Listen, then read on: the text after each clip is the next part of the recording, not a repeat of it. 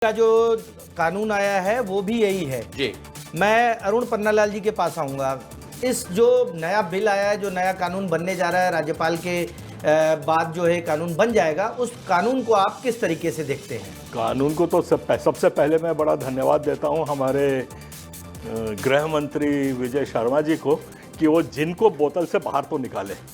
20 साल से ये कैद था और जब 20 साल में हमारा ही संगठन था छत्तीसगढ़ क्रिश्चियन फोरम जिसने उसको चैलेंज किया था और उस चैलेंज करने से गवर्नर ने भी, उससे भी बीजेपी का ही गवर्नर था, उनने मना किया। फिर वो चला गया प्रेसिडेंट ऑफ इंडिया के पास, राष्ट्रपति के पास, उनने भी साइन करने के लिए बंद कर दिया और तब से वो बिल को वहीं पे कैद करके रखा हुआ है। मैं तो बहुत स्वागत करता हूं कि ये सब बाहर आया है कम से कम। अब मैं तथ्य पे बात थोड़ा सा करना चाहता हूं और वो तथ्य ये है कि रात भर चले और पहुंचे 2.5 कोस।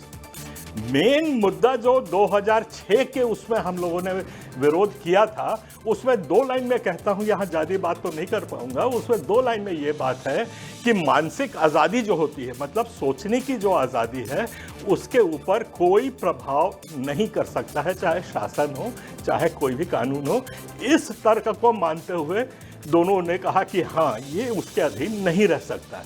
अब इस विधेयक को जाए बहुत तालियां बजाएं, पर बात तो वही की वही है। मेन मुद्दा जो है कि आज सोचने की आज़ादी के ऊपर आज प्रशासन प्रभावित। एक सेकंड सोचने की आज़ादी के ऊपर क्या प्रशासन शासन कर सकता है, उसको एड्रेस तो किया नहीं है आपने कानून और नहीं, पूरे कानून में आप देखेंगे तो अवैध तरीके से धर्मांतरण करने को एड्रेस किया गया। हम इसका विरोध नहीं कर रहे, लेकिन हमारा यही था कि अगर आप कुछ कंटेंट लाए हैं, आप विपक्ष को प्रतिपक्ष के साथ बैठ जाइए, हमारे विधायकों के साथ बैठ जाइए और चर्चा कर लीजिए। कुछ अच्छे पॉइंट्स हम बताएंगे, उसके बाद हम ले आएंगे। लेकिन ये सरकार जिस प्रकार का करती है, मैं आपको एक और चीज कहना चाहता हूं कि सुप्रीम कोर्ट ने आज जो कहा था बीच में कि आज आप देखिए सिर्फ 10 राज्यों में ही ये कानून क्यों है। वैधानिक अगर आप देखेंगे तो कहीं ना कहीं ये असंतुलन तो है ना। आप उसको एक उसमें लाएंगे ना कि एक व्यक्ति एक राज्य में 2 साल सजा पाएगा, एक आजीवन कारावास। ये जो डिफरेंशिएट है, ये इसको क्लियर करना चाहिए। यदि आप देखें मिजोरम की स्थिति 1901 में 0.05% बिल्कुल गलत है।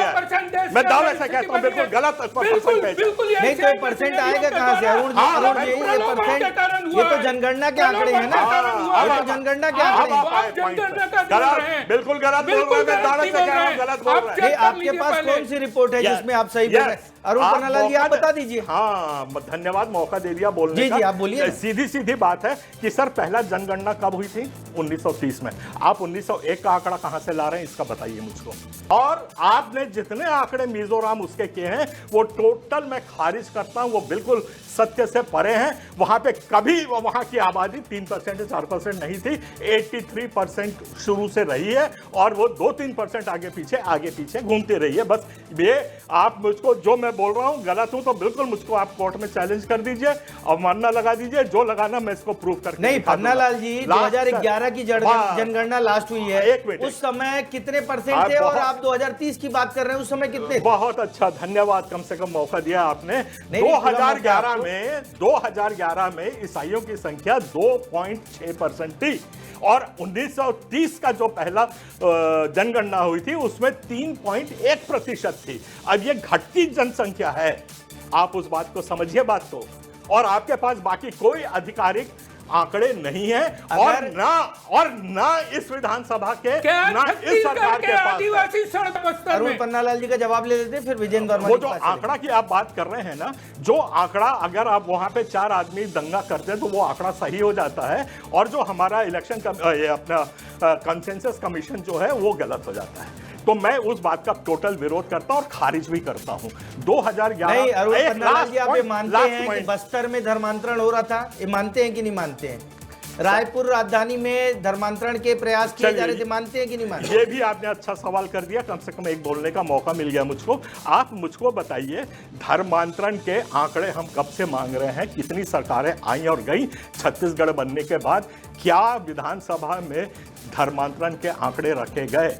मैं आज भी चुनौती देता हूं कि कितने धर्मांतरण हुए उसके आंकड़े विधानसभा की पटल पे रखें। पन्नालाल जी, सवाल तो वही है ना। आप केंद्र से बोल के डबल इंजन की सरकार क्या कर रही है? डबल इंजन की सरकार कोशिश करेगी।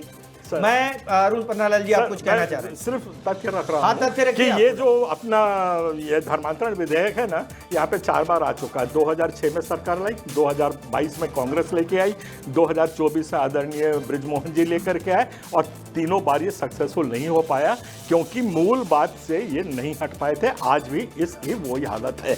मैं सिर्फ आखिरी बात कह के अपनी बात खत्म कर रहा हूँ। ये पेज तो नहीं आया है, इसमें 3 और 3 के इसमें देखेंगे, मतलब किस किस्म से कानून का मजाक उड़ रहा है वो थोड़ा सा आप देखिए। किसी नाबालिग महिला या किसी व्यक्ति को प्रलोभन देकर बलपूर्वक अन्यथा विक्रय करके, मतलब ईसाई समाज महिलाओं का विक्रय करता है और उनका अवैध व्यापार करेगा।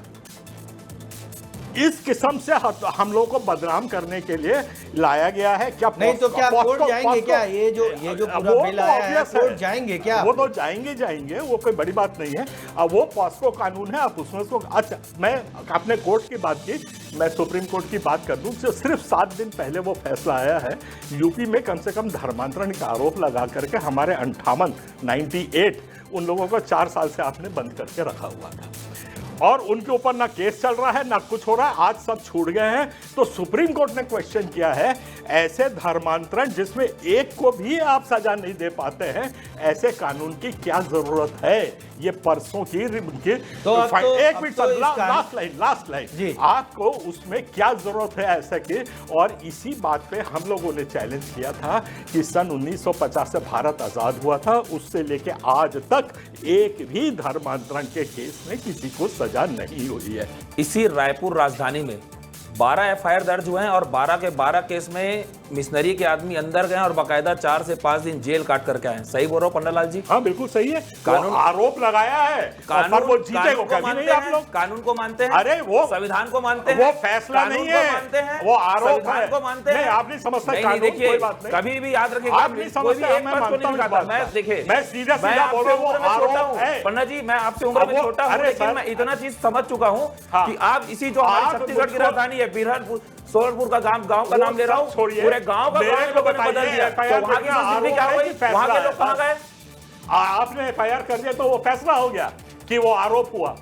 आप आज तक एक भी आरोप को सिद्ध नहीं कर पाए हैं 70 साल में।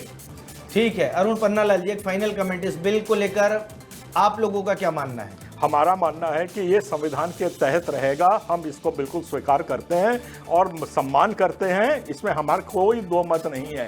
पर हमको धर्मांतरण कानून से कोई आपत्ति नहीं है, आधिकारिक तौर पे बोल रहा हूं। ये जो मैं कह रहा था कि जो ये हमको ना कानून से डर नहीं है, धर्मांतरण कानून से कोई आपत्ति नहीं है, इसके दुरुपयोग से आपत्ति है, और दुरुपयोग आप हर पल पे करते आए हैं।